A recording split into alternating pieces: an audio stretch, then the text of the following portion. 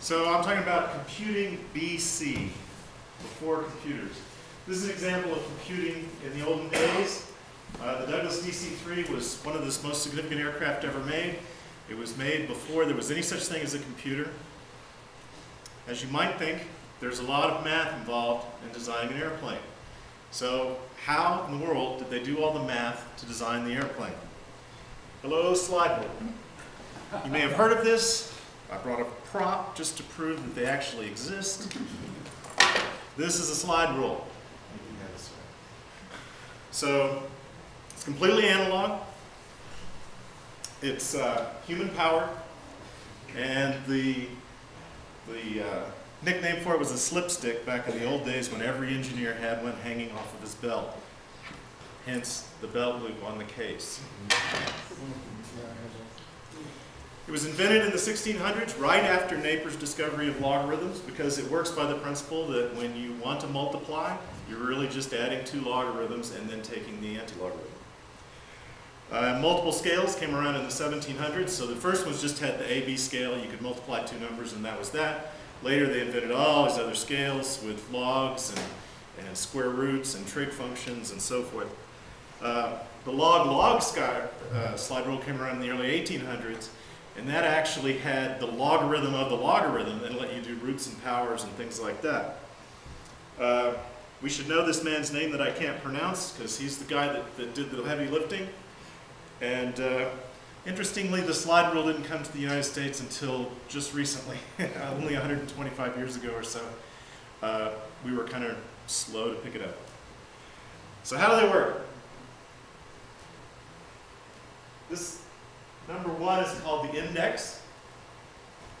It's similar to a vernier scale in that this is a 2, that's a 1, that means 21. It also means 0.21 or 2100. It's up to you to figure out where the hell the decimal point is. If we wanted to multiply by 21, we would set this here to 21. We would go out on the top scale and find 21 again, and then look underneath it. And if you look, we're at 440, just a hair past it, and that's 1. So you get 3 to 4 significant digits. How do they do trigonometry? Well, this one's kind of more interesting in a way. Here we are at 45 degrees, and sine is 0.707, which is pretty straightforward, but then think about it the other way. Going this way, it's cosine 45 degrees, and you got the same number, which of course is how trig works. Square roots. Here we have 3, square root of 3 on this scale is, let me get back out of the way, 1.732. So slide rules were not terribly expensive, but they weren't cheap. About $100 in today's dollars. What can't they do? Well, there's no addition and subtraction. You only get 3 or 4 significant digits.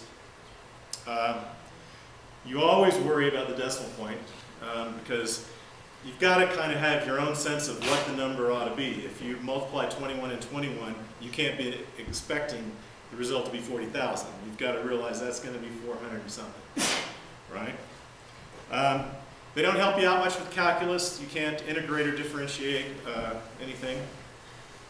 The results can't be printed, stored, or sent to Facebook. And luckily, they can't be infected by a virus. What they can do is go to the moon.